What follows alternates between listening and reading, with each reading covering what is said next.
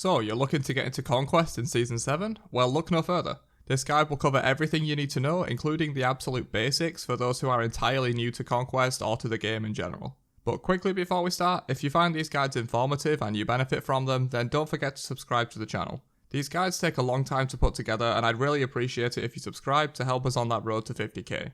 But anyway, if you already know the lane roles and very basics of Conquest, you can skip around to what you need using the timestamps on screen and in the pinned comment down below, but let's jump into this. So first up, the basics. This will cover what Conquest is, why you should play it, what to expect from it, etc. Next up, roles, lanes and map layout, besides the jungle, which gets its own section and will come next. Then we'll cover the various objectives of the Conquest map, Fire Giant, Gold Fury, Pyromancer, etc. Following that, I'll talk a bit about laning phases of Conquest, aka early game, mid game and late game, what to do in each phase, when they will happen, all that kind of stuff. And finally, ganks, rotations, invading, warding and effective team play in Conquest. And once again, if you think you know some of this stuff already, feel free to use the timestamps to skip around to where you'll get the most benefit instead of watching stuff you already know. Okay, so those who haven't skipped further in, let's jump straight in with the very basics of getting into Conquest for the first time.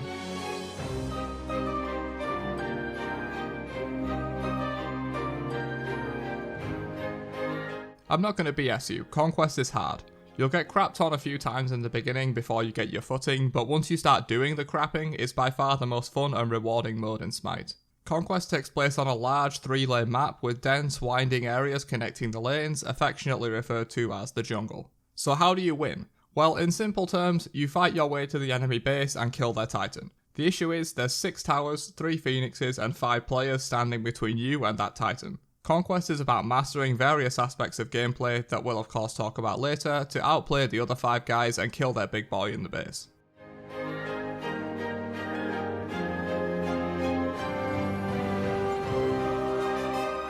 So what's the best way to win? Well, lucky for you, that's already been sorted by people way more experienced than you or me. The designated roles of Conquest are probably the single most important thing to learn and master if you want to get into Conquest. If you don't know your role, there's no point in even knowing anything else. So let's cover the 5 Conquest roles, what they do for the team, which one or ones you should pick, and how to be successful within said role or roles. So Conquest has 3 lanes and the jungle. 1 person to protect each lane, mid laner goes in middle, then sends solo laner over to Fire Giant side, ADC to Gold Fury side, 1 person to run the jungle, that leaves us with 4 players assigned. But Conquest is for 5 players. That remaining player is the support, who combines forces with the ADC to make the duo lane. So 1, 1, 2 with 1 in the jungle. That's Conquest. If you're jumping in for the first time, make sure you know which role goes where so you can gain real experience in a realistic Conquest setting. You'll improve much faster when you play the actual game and not just play arena on a bigger map. You'll thank me later. But there's too many roles, I hear you say. Well, hopefully I can help us choosing one.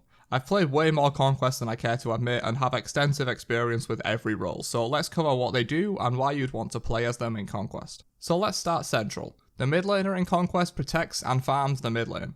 Their role tends to involve early game farming both of the lane and nearby jungle camps, plus a bit of early game rotations to other lanes and for small fights that erupt around the map. For gods, the mid lane is typically dominated by mages along with some hunters. They focus on high burst damage to blow up key targets in fights and secure objectives later on in the game.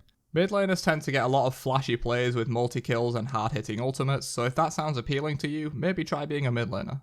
And as with all of the 5 roles, I highly recommend checking out specific guides and gameplays for your desired role to get more advanced than I will here. Be sure to subscribe if you're interested in in-depth role guides for Conquest, as they'll be coming out shortly after this one on my channel. But self-promo aside, let's cover solo lane next.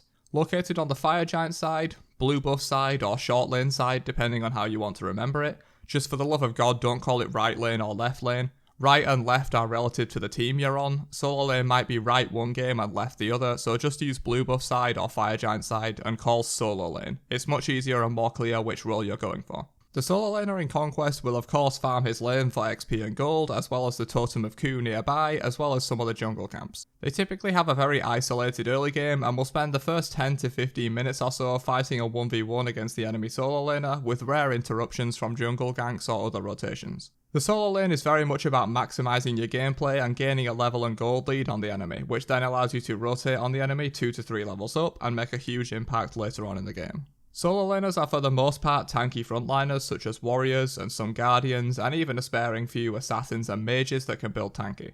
So if you enjoy that in-your-face, no-nonsense playstyle that being a tank offers, then you might want to give solo lane a try.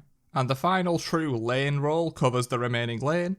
Once again, don't fall into the habit of calling duo lane left or right lane. It's the lane on the Gold Fury or purple buff side, not right lane. The ADC resides in this lane along with the support, which I'll cover in a second. The ADC is typically the quote hard carry role for Conquest. They tend to play fairly passive earlier on and focus more on farming for items and levels to get online quickly. Then once the game reaches the later stages, they can hard carry the game more often than not. Hunters populate this lane along with some mages, and the ADC tends to be focused more on basic attacks, sustained damage and lifesteal to stay alive and put out consistent DPS in teamfights, in contrast to the mid laner, who focuses more on short bursts with cooldowns in between. The ADC will just pump non-stop damage downrange at the cost of lacking AoE and multi-hitting abilities. So if you like hunters and that traditional hard carry playstyle, give ADC a try. Now for support, this one really says it on the tin. Supports in Smite will play a protective and tanky role for the team, keeping teammates alive so that they can get their damage off, as well as zoning, crowd controlling and otherwise disrupting enemies to make it easier for their high damage teammates like the mid and ADC to get off their damage. Supports typically spend the early portion of the game with their ADC in duo lane in a 2v2 to smooth out their weak early power curves. Then around the mid game they will start to rotate around more to be where they're needed the most when the action happens. I think most of you who would like support already know that it's the role for you. It's really a love it or hate it type of role, but also a very important one to learn if you want to improve quickly at the game. You have to think about a lot of different things to play support well, and it's one of the fastest ways to improve.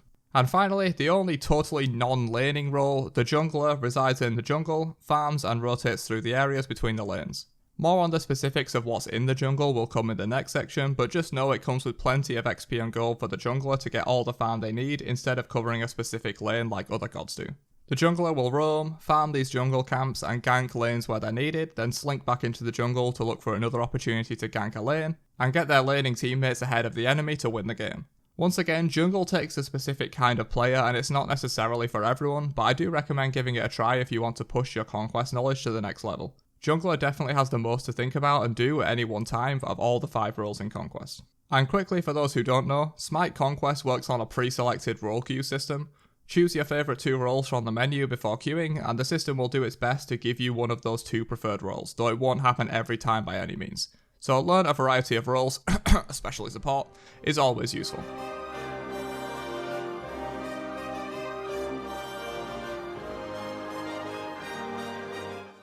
Okay, so you know the roles, might already know which one you want to play. Let's cover a bit about the map, specifically the jungle areas, since the lanes shouldn't really need too much explanation. It's 2 towers and a phoenix, the second tower is stronger than the first, and the phoenix can respawn after death. The jungle, however, is a different beast entirely. So the jungle is filled with jungle camps, and there are 3 primary camp types in the jungle. Firstly, there's harpy camps.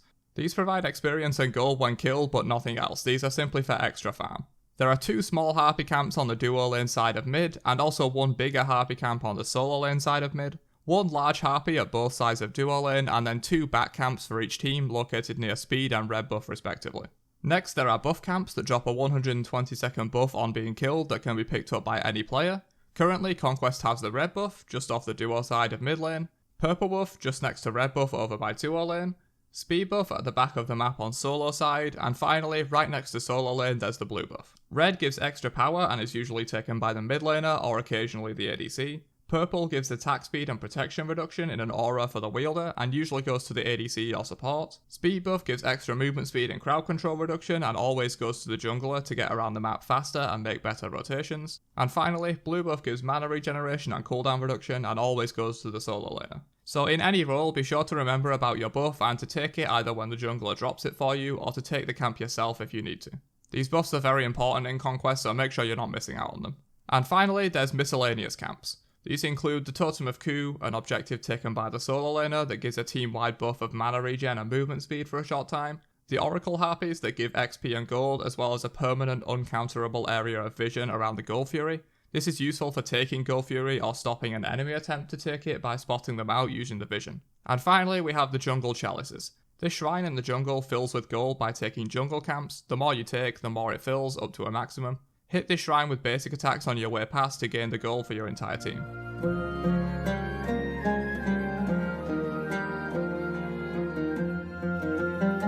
Okay, so that's all the basic jungle camps and areas covered. Let's move on to the 3 big objectives of Conquest: Gold Fury, Pyromancer, and Fire Giant. So I'll start with the most simple one. The Pyromancer is an objective located between solo and mid lane here on the map, and it will give gold and XP when killed, and also a large movement speed buff when leaving the fountain for all 5 members of your team. This objective uses fairly basic, low damage attacks and can be quite easily taken in the mid game and late game by a handful of players, or can be bursted very quickly by a full team. It's typically outshined, however, by the Gold Fury, or Furies to be specific. The Gold Fury pit is located between duo and mid lane, next to the Oracle camps that we covered earlier. This area spawns one of 3 different Gold Fury types. The first Fury of the game will always be a standard Gold Fury, giving large amounts of XP and gold to the killing team. After this first Fury is killed, it's then random which Fury will spawn next, but it can't spawn the same one twice in a row. The other 2 Furies are the Oni Fury and the Primal Fury. Oni gives your next minion wave in each lane a huge buff to their damage, health and protections, making them a huge threat to structures in their lanes, and can even take towers on their own if left unchecked by the enemy team. Primal Fury will give your entire team a buff that makes you do more damage to jungle camps and bosses, making future objective attempts on Fire Giant or other Gold Furies, and overall farming the jungle much easier and faster. And just to be clear, the Primal and Oni Furies still give the same XP as a normal Gold Fury, but give a little bit less total gold as a trade-off for their other effects. These Furies are typically great to take in the early to mid game, and can even be worth going for later in the game, especially Oni Fury and Primal Fury can give you nice swings even in the later stages of the game. But these Furies tend to lose priority to the big daddy of Conquest, the Fire Giant. This bad boy is every Conquest player's wet dream, gaining a huge, often game-changing buff for 4 minutes to the team that kills it. This buff offers a huge power increase, more damage to structures, and plenty of health and mana regen as well. This is often the last push a team will need to close out a game if they're already winning, or a chance for a losing team to claw back into the game. This is a very important objective and usually should not be given up for free. Expect to face heavy resistance from the enemy team if you want to take this objective. It often requires a full team and can lead into jungle teamfights over who gets this very powerful buff. Alright, so believe it or not, that's the entire Conquest map. The lanes, the jungle, and the objectives of Conquest.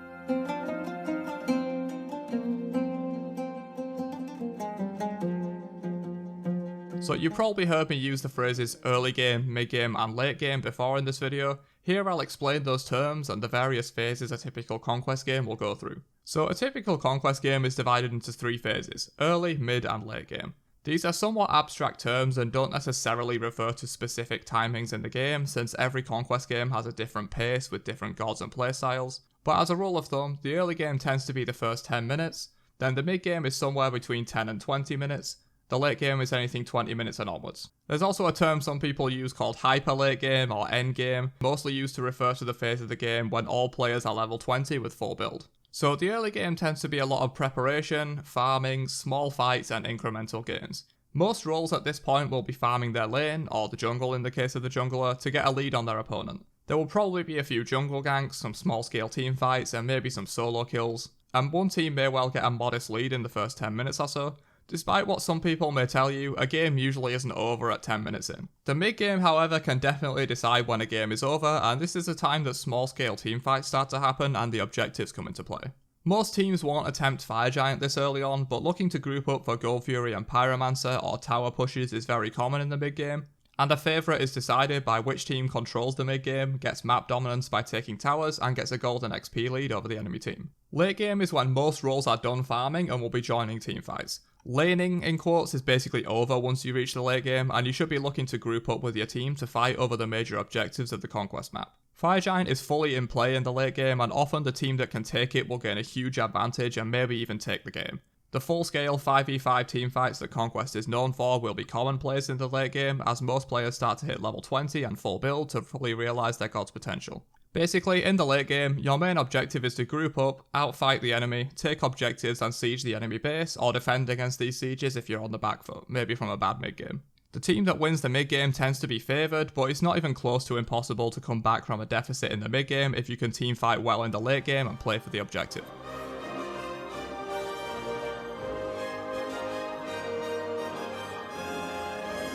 Alright, so let's finish off this guide with some talk on moving about the map effectively and vision control, aka ganks, warding, rotations, invades, and team play.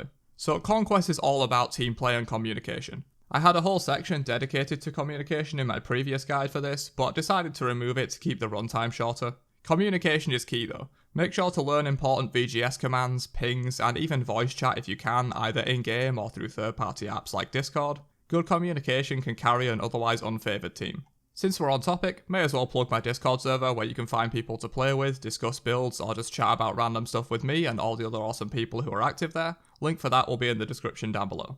But back on topic, let's cover ganks and warding. So ganks are an essential part of Smite and will happen to you all the time if you seriously want to get into Conquest. The jungler will gank often as it's one of their primary jobs as a jungler, but the support and even other roles will roam and gank from time to time, so it's important to learn how to respond to a gank, both from the enemy and from your allies. If you think or know an enemy gank is coming, you're safer backing off into a safe zone, usually your tower, so that the gank will be riskier for the enemy. This results in them either putting themselves in a bad spot underneath your tower, opening the door for you to punish them and turn the gank around, or it will simply dissuade them from ganking in the first place and you can go back to your business farming, 1v1ing, or whatever you were doing before that enemy came to gank you. Psst, wanna know the best way to counter ganks? Wards. With Season 7 you get a free small ward with your vision shard up to level 12, so there's no excuse for not placing wards down, at the very least in the early game. Though of course I highly recommend buying wards and most importantly sentry wards for important choke points or objectives to deny the enemy vision. Here's a few of my favourite ward spots for each role, feel free to pause the video or take a screenshot if you need to. Okay, moving on, let's cover a little bit on invading. So invades were heavily clamped down on with Season 7 and are much less worth than they previously were. Enemy camps are worth less and are harder to take than ever before, making invading extremely risky. However, if you know you're safe, can out-secure the enemy and or want to force a fight, you can go for invades. Enemy buffs are typically your main priority, with duo invading enemy purple, maybe the red, solo invading enemy blue, and jungle invading the enemy speed, the riskiest of them all. If you're entirely new to Conquest, I wouldn't recommend invading in the current state of the map. Just be aware that enemies may try this strategy against you though, in which case it depends on the situation whether you should take a fight, back away, or contest the buff that they're trying to take. As for rotations in general, I get a ton of people asking for how to rotate guides, and really it's more of a thing you get a feel for than something I can tell you how to do. Try a rotation style, and if it doesn't work, then think about why it failed. Were you too slow and should have started the rotation earlier? Were you not even needed in the first place? Did you get spotted out by enemy wards or players on the way so they knew you were coming? Were you super underleveled and just got face rolled when you turned up anyway? There's always a reason why your rotation was unsuccessful, and likewise with successful rotations, which you should repeat and make work for you again in the future. Maybe you were huge and just fucked everyone up with your 4-level lead. Maybe you started the rotation at a great time to make an impact on the fight. Maybe you pushed the enemy back under tower so they couldn't follow your rotation and the fight was lopsided. Whatever it was, make a mental note of why it was successful and try to replicate in the future. As for objective play, your role determines what you need to do and where you need to be for objectives. ADCs and mid laners will be the primary damage on the objective.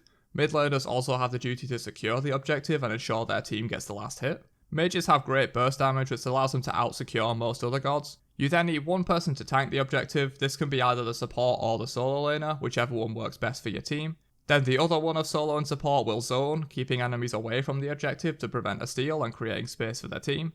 And the jungler will either help with zoning or looking for picks on the enemy team, stepping too close, or they will simply help the ADC and mid with pumping damage into the objective if that's needed. It's up to the jungler and what your team really needs more of at that moment. But that's it from me with the complete Conquest guide for Season 7 Smite. If you enjoyed and learned something from this, then please do subscribe, and I'll catch you guys in another video later on. Have a great day, and peace out you nerds.